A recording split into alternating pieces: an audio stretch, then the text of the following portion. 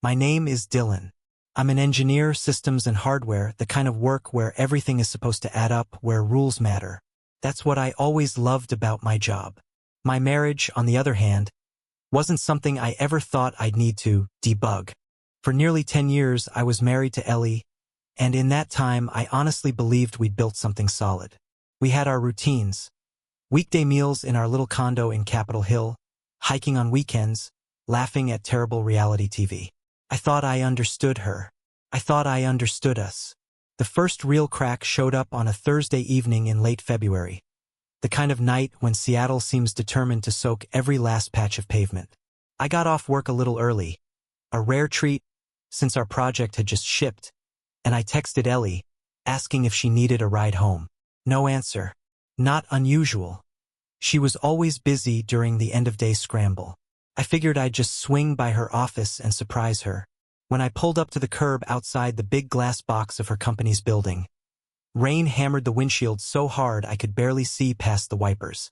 There was Ellie in the lobby, chatting with her boss, Greg. She didn't see me.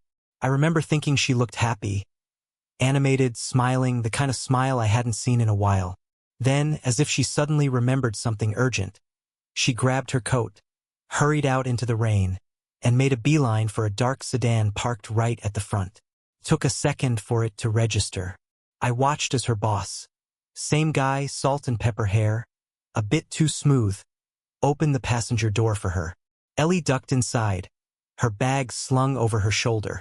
I just sat there, engine idling, feeling something cold trickle down my spine that had nothing to do with the weather.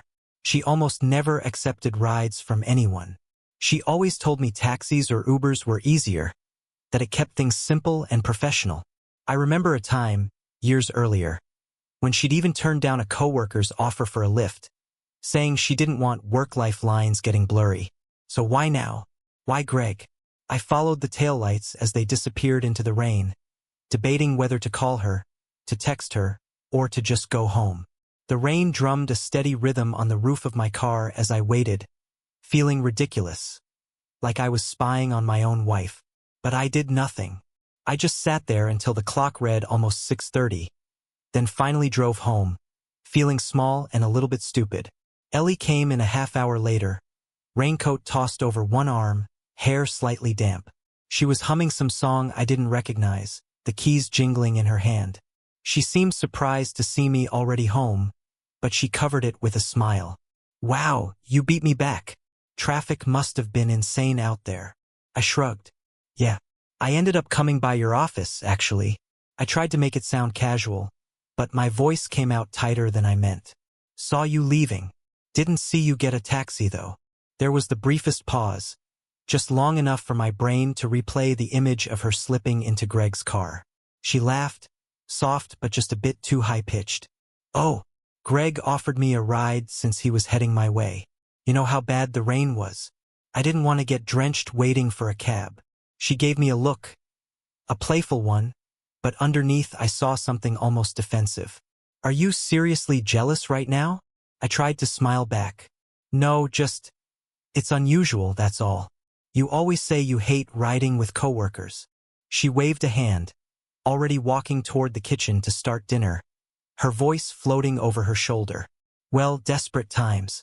I figured you'd be stuck at the lab late, anyway. We cooked together that night pasta with Jared sauce, garlic bread from the freezer. The conversation wandered from her day to what movie we should stream. But the air felt different. I couldn't shake the image of her and Greg in the car. Every time I glanced at her, she seemed a little more distracted, checking her phone, smiling at some text I couldn't see. I wanted to ask who it was, but I didn't. I told myself I was being crazy. But after dinner, as we sat at the table, Ellie suddenly changed the subject to something completely out of left field. You know, she said, pouring herself a second glass of wine, the thing that matters most in a relationship is trust. If you don't have that, you have nothing. She was looking straight at me, eyes steady, but her foot tapped under the table. I nodded, not really sure what to say. Yeah, of course. That's always been important to me. She smiled, but there was an edge to it now, almost a dare. So don't go getting suspicious just because my boss is nice and didn't want to see me drenched. She let out a light laugh, the kind you use to brush something off, and then, just like that, she changed topics again. By the way, did you remember to call your mom about her birthday? I blinked. Yeah, I left her a voicemail. She's planning to visit next month. Good, Ellie said. She was already collecting plates, clearing the table with her usual efficiency. The conversation moved on. We watched TV, made popcorn. But I kept seeing little flashes of that earlier moment. Her in the rain, hurrying to Greg's car, not even glancing back. That night, as I lay in bed next to her, I stared up at the ceiling, counting the raindrops on the glass. Ellie fell asleep fast, turning away from me, her phone plugged in on her side of the bed, screen glowing briefly every now and then with a new message. I wanted to believe her story. Maybe she really did just get a ride from her boss to avoid getting soaked. Maybe I was just tired, or paranoid, or both. But there was something about the way she'd laughed, almost rehearsed, like she'd already played the conversation out in her head before I even asked. The more I thought about it, the more it felt like she was trying to control the story, not just explain what happened. The next morning, I tried to let it go. I told myself to be rational. After all, Seattle was famous for its rain, and her boss did live on our side of town. But as I watched Ellie getting ready for work, straightening her hair with more care than usual, I caught myself watching for signs.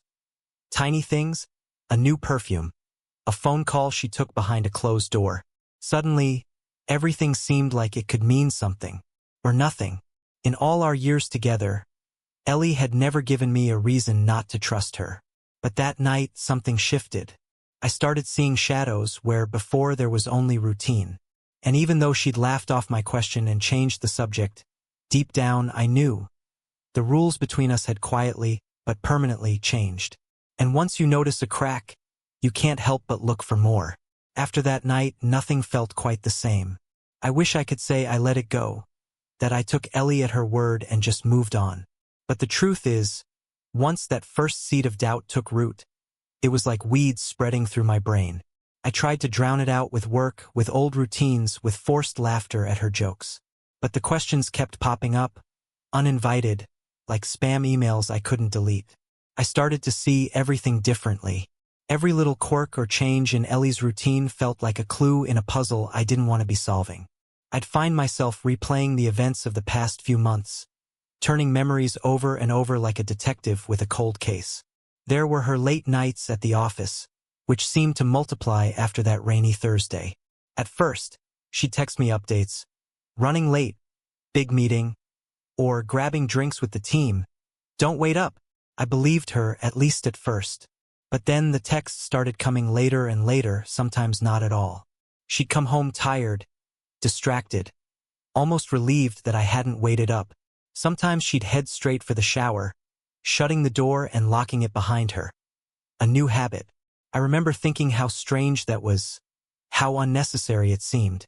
I chalked it up to stress, to her wanting me time, but the feeling that something was off only grew stronger. Then there were the gifts. Ellie started coming home with things she'd claim were from work. Bottles of expensive wine, a new leather purse, a fancy scarf still with the tag on. She'd wave them off with a laugh. It was a team giveaway, she'd say. Greg's wife works in fashion. She gets discounts. Or, they were handing these out for meeting targets? Isn't that wild? But I couldn't help but notice that these little luxuries always seemed to appear after her late nights. And always, she'd get defensive if I asked too many questions. One weekend, I noticed she'd started going out for evening runs. Another new habit. Ellie had never been a runner. In fact, she used to joke that she'd only run if she was being chased. Now, out of nowhere, she was lacing up old sneakers and disappearing for 30, 40, sometimes 60 minutes after dinner. I'd watch her jog down the block from the living room window, wondering when she'd picked up this sudden urge for fitness.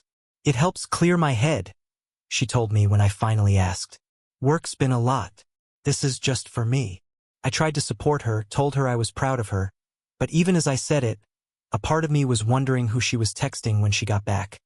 Why her runs always coincided with the time Greg usually left the office. It wasn't just the big things, either. It was the way she'd started locking her phone, flipping it over whenever I was near. Ellie had always been open about her phone. Sometimes we'd even share playlists or laugh at memes together. Now, if her screen lit up, she'd turn it away from me. Sometimes she'd smile at her phone, thumbs flying over the keys, and if I walked into the room, she'd go stiff, tuck it away, and change the subject. Once I tried to bring it up, half joking, half not. "What? You got some top-secret project going on your phone?" I teased. She gave me a look that could freeze water. "Everyone at work's being paranoid about privacy these days," she said. "People snoop. You should be more careful too." She brushed past me, and I stood there, feeling like I just stepped on a landmine. I started to second-guess myself constantly. Was I just being possessive? Insecure? I'd never been that guy. The jealous husband, the one who needs to know every move his wife makes. I'd always prided myself on trusting Ellie. But trust, I was starting to realize, is easiest when there's nothing to hide. Now, I felt like I was living with a stranger who'd memorized my wife's routines. There were other things, too, that gnawed at me. One night, we were watching a movie, something we used to love doing together, and her phone buzzed. She glanced at it, then turned the screen face down, letting out a little laugh. I asked her who it was, and she shrugged, saying it was just a work thing. But I saw the name. It was just an emoji, a fire emoji and a heart. No name. She didn't notice me noticing, but I couldn't let it go. A few nights later, I found her in the kitchen, phone pressed to her ear, voice hushed and urgent. When I walked in, she flinched, hung up instantly, and started rummaging in the fridge. "Just Karen from work," she said, not meeting my eyes. "She's freaking out about a presentation." I nodded, but I could feel the weight of her words, heavy and scripted. Sometimes I'd catch myself snooping, something I never thought I'd do. Checking the laundry for receipts, glancing at her phone screen when it flashed, watching her face for any sign of guilt or nervousness. I hated that part of myself, the part that was slowly transforming into someone suspicious, someone desperate for reassurance. But the more I tried to ignore the feeling, the stronger it got. I started waking up at odd hours, checking the bed beside me, making sure she was still there. Sometimes she wasn't. Once, around midnight, I found her sitting on the balcony, staring into the city lights, phone glowing in her hand. When I asked if she was okay, she jumped. "Just couldn't sleep," she mumbled, turning off her phone. "Go back to bed, Dylan." I wish I could say I confronted her then and there. I wish I could say I had the guts to ask for the truth. But instead, I just nodded and went back inside, lying awake for hours, listening for the sound of her coming back to bed. Looking back, I realize I was afraid, not just of what the answers might be, but of what it would mean for the life we'd built. Denial was easier than facing the possibility that everything was slipping away. One night, after a particularly late run, Ellie came home breathless, her cheeks flushed, hair wind-blown. I asked how it went, and she smiled, but it didn't quite reach her eyes. "Good. Needed that." She grabbed a glass of water, scrolled her phone, and vanished into the shower. I stared after her, my heart sinking. Even friends started to notice. At a dinner party, one of Ellie's friends joked about her new mystery fitness coach. Ellie laughed it off, but her eyes darted to mine, a silent warning. Later, I overheard her whispering to her friend in the hallway. The words were muffled, but I caught, "Dylan's getting suspicious," and "Don't worry, I've got it handled." That hit harder than I expected. Got it handled, like I was a problem to be managed. After that, I started writing things down, just to keep myself from feeling like I was losing my mind. I kept a little notebook in my desk drawer. Late meetings, strange gifts, weird texts, times she went for a run. Sounds crazy even to me now, but I needed some way to make sense of it. I wanted to believe it was all just stress, a rough patch, something we could laugh about later. But deep down, I knew I was trying to collect proof for a reality I didn't want to accept. The weirdest part was how normal everything looked from the outside. Our friends would see us together and say we seemed strong as ever. My mom would ask about Ellie and say how lucky I was, and I'd nod, smile, say all the right things, while inside I felt like I was slowly sinking. Sometimes, when Ellie was asleep, I'd just watch her breathing, trying to remember the last time I'd felt truly close to her. The last time her laughter felt real and not like a cover for something else. It's a strange, lonely thing, to love someone and not recognize them anymore. I wanted to believe in her. I wanted to believe in us. But the rules had changed, and I couldn't pretend not to notice. I kept telling myself, it's just stress, it's just a phase, she'll come back to me. But another part of me, quieter but persistent, whispered that the game was already in motion, and I was the only one still playing by the old rules. And that's how the doubts took over. One tiny lie, one strange excuse, and suddenly, nothing was certain anymore. It's strange how quickly everything can unravel, how one discovery can turn doubt into certainty and your whole life into before and after. The days following my spiral into suspicion felt like a waking fever dream. I wanted so badly to be wrong, to find some innocent explanation that would put my mind at ease. But deep down, I think I was already preparing myself for the worst. It was a Tuesday night, late March, when it finally happened. I woke up sometime after midnight, expecting to find Ellie curled up beside me. But the bed was cold and empty. For a moment, I thought maybe she was just in the bathroom, but after a few minutes passed and I heard nothing, the anxiety that had become my shadow reared up again. I checked my phone. No texts. No missed calls. The digital clock glowed 2:14 a.m.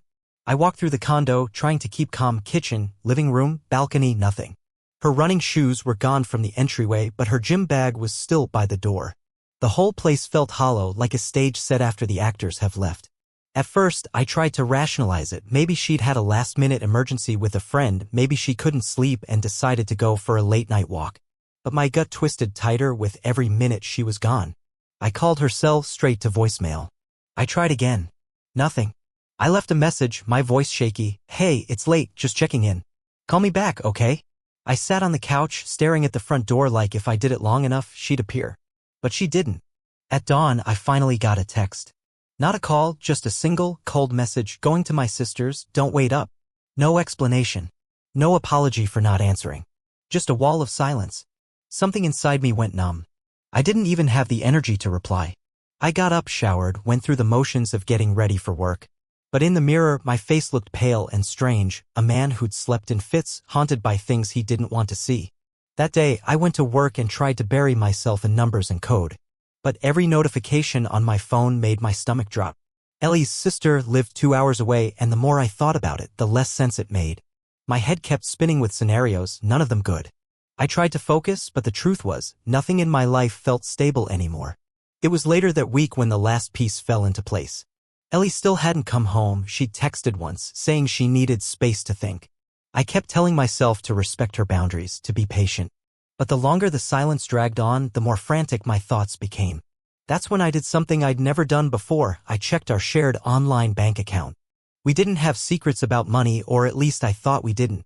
Maybe I reasoned, seeing what she was spending money on would give me some sense of what was happening. What I found gutted me. There was a charge from the night she disappeared, a hotel in downtown Seattle, the kind of place that shows up in glossy travel magazines. Expensive, discreet. I felt the blood drain from my face. There was no conference, no business meeting. It was a place people went to disappear for the night. That might have been enough on its own. But then, as if the universe wanted to twist the knife, I got a notification on my phone. A photo had been added to our shared cloud archive. For a second, I thought it must have been a mistake, maybe a random screenshot *T or a receipt. But when I opened it, everything inside me went silent. It was Ellie. In a hotel room, wearing a dress I'd never seen before, standing in front of the window with the city lights behind her. Her boss, Greg, was there, 2 arms around her waist, their faces close, both smiling. The timestamp matched the hotel charge. There was no ambiguity. No, maybe it's innocent. No, maybe it's photoshopped. It was all right there in pixels and metadata. The truth ugly and undeniable. For a long time, I just sat there, staring at the photo, waiting to feel something, rage, heartbreak, even relief at finally knowing. Instead, I just felt empty. Like my insides had been scooped out. I'd read about this feeling before, but nothing prepares you for the moment it happens to you. All I could think was, so this is it. This is how a marriage ends. I don't remember exactly how I packed. I just know I moved on autopilot, gathering some clothes, my laptop, toiletries. I didn't leave a note. I didn't text Ellie. I just needed to get out. I didn't want to see her or hear her explanations or sit through a tearful confession. I just wanted out of the wreckage. I found myself at a cheap extended stay motel, the kind with buzzing neon lights and scratchy sheets. I sat on the edge of the bed, scrolling through old photos of us, trying to reconcile the woman in those memories with the one in that hotel room. The two versions wouldn't fit together. They were different people, separated by a single, irreversible act. The next day, I emailed my boss to say I needed some time off for personal reasons. No further explanation. I called a friend, my oldest friend, Matt, and tried to tell him what happened. The words got stuck in my throat, coming out in bursts, half-formed. He listened. He said all the right things. But really, there was nothing to say. Not that would make any of it better. Ellie texted once. Can we talk? I ignored it. I needed air. I needed space. I needed time to feel anything other than shock. That's the worst part, maybe the aftermath. The silence. The way you start to question everything, not just about your spouse, but about yourself. How did I not see it sooner? Was I blind? Naive? Stupid? Was this my fault somehow? Was I too distant? Too busy? Too wrapped up in my own routines? The questions circle endlessly, and the answers, if they come at all, offer little comfort. I stayed away for a week. Let my mind go numb with reruns on cable, takeout, bad coffee. I tried to sleep but mostly stared at the ceiling, haunted by images of that hotel room, by the sound of Ellie's laughter, real or imagined, with someone else. Eventually, I called a lawyer, made the necessary appointments, started the process of untangling two lives that, until recently, I thought were inseparable. I changed the passwords on my accounts, forwarded my mail, let my friends and family know, in the barest terms, that things weren't working out. There was no big scene, no explosive confrontation. In the end, I just faded out of Ellie's life the way she'd quietly faded out of mine. Maybe that was fitting. There was nothing left to fight for, just a series of moments that led to this, the quiet collapse of a life I thought I knew. If there's one thing I learned, it's that you can know someone for years and still not see who they really are. All it takes is one mistake, one night, one photo, and suddenly, everything you thought you knew is up for grabs. That's how my marriage ended. Not with a fight, but with a photo, a hotel charge, and the kind of silence that you can't talk your way out of. 9 years. That's how long it had been since everything fell apart.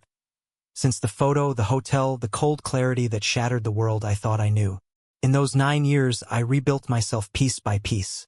Some parts of me never quite fit the way they used to, but I learned to accept the gaps.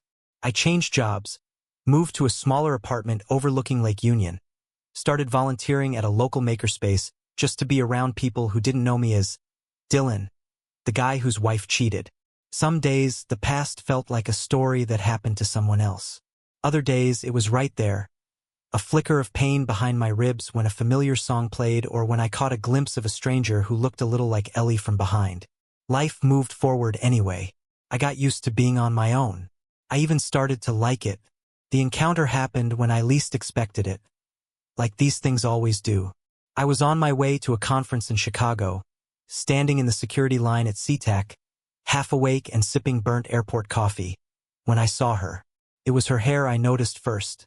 Still that chestnut brown, cut a little shorter now, framing her face in a way that made her look both older and somehow softer.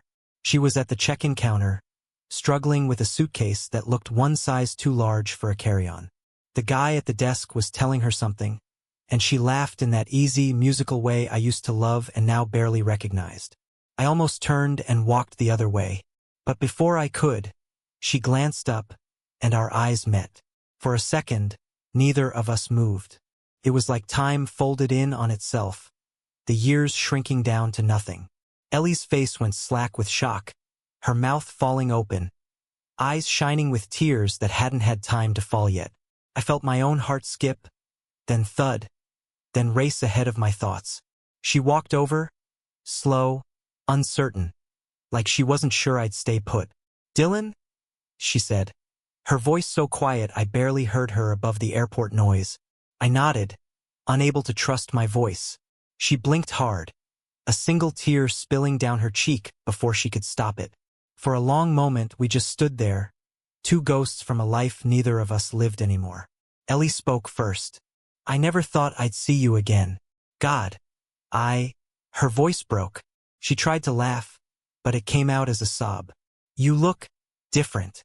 So do you? I managed. My own voice sounded strange and used. She wiped at her eyes and shook her head. I'm sorry. I didn't mean to, just wow. It's really you. For a second, I didn't know what to say. The silence between us wasn't angry anymore, just heavy with everything that had never been said. Finally, I managed, How have you been? Ellie smiled, a small, sad smile. Divorced, she said, glancing down at her boarding pass. Single. Messy. I don't even know where to start. She looked up at me again, searching my face for something. Maybe forgiveness, maybe just proof that I was real. I think about you sometimes. About that night. If I had just told the truth, maybe everything would have been different. I wanted to be angry, to bring up the photo, the hotel, all the ways she'd broken my trust. But standing there in that sterile airport light, I just felt tired. We were both different people back then, I said. I don't know if it would have changed anything. She nodded, tears brimming again. I'm sorry, Dylan. Truly. I know it's late, way too late, but I want you to know I never forgot you. Or what I did. I live with it every day. She pulled out a tissue and pressed it to her eyes, laughing through her tears. God, I'm a mess. I tried to think of something wise or comforting to say, but my mind was blank. I looked at her, really looked, and saw the wear and regret on her face. She wasn't the villain I'd painted in my mind all these years. She was just human, flawed, older like me, haunted by her own mistakes. Are you happy? I asked, surprising myself. Ellie took a shaky breath. I'm trying, she said. I'm not sure I know what that means yet, but I'm trying. I nodded. That was the most honest thing either of us had said in a decade. The line started moving, and the moment threatened to dissolve into the airport crowd. Ellie reached into her bag and pulled out a small envelope, pressing it into my hand. I kept this. For a long time I wasn't sure why. But, it's yours. Maybe it'll help. I took it without looking, still stunned by how surreal the whole encounter felt. Take care of yourself, Ellie. You too, Dylan, she said, her voice raw. I hope you find what you're looking for. I really do. We stood there for another heartbeat, then let the crowd pull us apart. I watched her go, watched the past drift away down the concourse, lighter than I'd ever expected it to feel. I didn't open the envelope right away. I tucked it into my bag, found my gate, and sat with the sudden realization that, for the first time in years, the pain was just a memory, not a wound. Whatever happened next, I knew I'd survived. I'd made it through, and as my flight began to board, I let myself hope, just a little, that maybe something good was still waiting for me on the other side of all this. I wish I could say the envelope from Ellie slipped quietly into the past with the rest of our baggage, but it burned a hole in my pocket all the way to Chicago. I kept feeling it there, this tiny, physical weight that somehow brought back the heaviness I thought I'd finally shaken off. I didn't open it on the flight.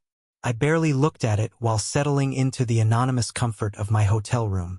But by the time midnight rolled around, jet-lagged and alone, I couldn't stand the suspense any longer. Inside the envelope was a small stack of papers. Some old bank documents, a brief, handwritten note in Ellie's familiar looping script, and a slip of paper with what looked like login credentials and a password. I stared at it, confused, until I started reading the note. Dylan, I know you probably never wanted to hear from me again, but I can't carry this any longer. There's something you deserve to know. When everything was falling apart before you left, I took money from our joint account. More than you probably realized. I told myself I needed it to heal, but really, I was running from the truth. I kept it in a separate account. It's all still there. The paperwork and the password are included. I don't expect forgiveness, but I want to set things right, even if it's years too late. Ellie. I stared at the words, the confession echoing louder than any argument we ever had. For a few minutes, all I could feel was the old mix of anger and heartbreak. She hadn't just betrayed me emotionally. She'd robbed me, too. That money was supposed to be ours, a safety net for whatever life threw our way. And she'd siphoned it off in the shadows, telling herself whatever story she needed to get through the day. I picked up the bank statement. The amount circled was staggering, much more than I'd ever noticed missing, back when I was too distracted by pain to monitor every dollar. There were transfers, cash withdrawals, even some charges that looked suspicious in hindsight. She hadn't just hurt me. She'd used me, and then left me to clean up the mess. For a while, I just sat at the tiny hotel desk, letting the betrayal sink in all over again. I felt old, stupid, and once again alone. But as I kept reading the note, a strange calm began to settle over me. I didn't want revenge, not after all this time. I just wanted closure, a clean slate, the sense that maybe I could walk away from it all with at least some part of myself restored. The next morning, I logged into the account Ellie had provided. Sure enough, the money was there. Every cent, untouched. I transferred it back into my own name, shaking with a mix of relief and resentment. It felt like closing a door that had been rattling in the wind for nearly a decade. A few hours later, as I was grabbing coffee in the hotel lobby, my phone buzzed. It was a number I didn't recognize. Against my better judgment, I answered. Ellie's voice was on the other end, quieter now, stripped of the sharpness I remembered from our last years together. "I'm sorry," she said. No preamble, no small talk. "I should have told you back then. But I couldn't face you.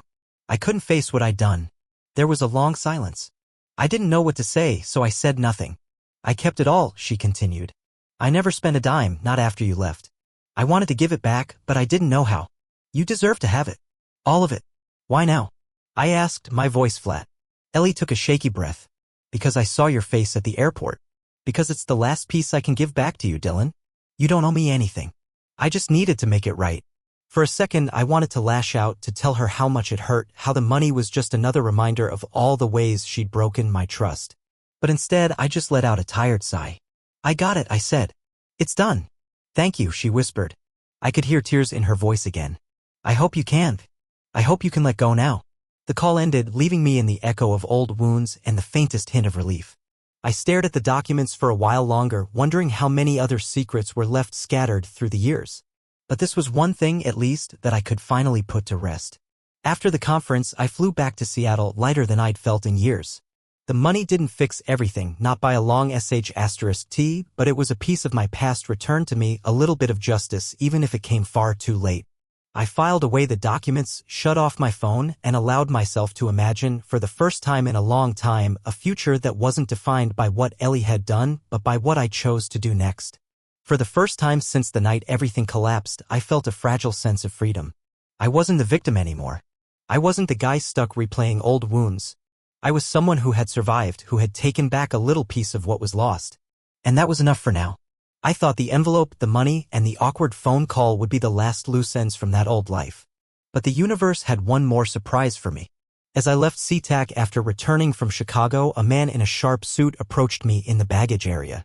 He introduced himself as a lawyer representing one of Ellie's old companies. His tone was calm but urgent. "I need a word, Mr. Foster. It's about your ex-wife, Ellie," he said, pulling me aside. My stomach clenched. He explained that there was an internal investigation into financial misconduct tied to Ellie's last months at the company back when we were still married. My name, it turned out, was on a handful of documents and authorizations she'd apparently signed using my old digital credentials, something I'd long forgotten about. "She needed a backup plan," he said. "She used your name as a shield in case anything went wrong. Unfortunately, it's become a real threat to you." Shock gave way to cold anger. I felt used all over again, caught in the fallout from choices I never made. The lawyer gave me copies of documents and a warning: "Clear your name now before the investigation becomes criminal." Walking to my car, the old numbness was gone. This time I was angry and determined to end the story on my terms. I met with Ellie one last time in a bland coffee shop near downtown, paperwork stacked between us. I didn't want drama, just facts, signatures, proof that I was never part of her schemes. Ellie looked older, her confidence gone.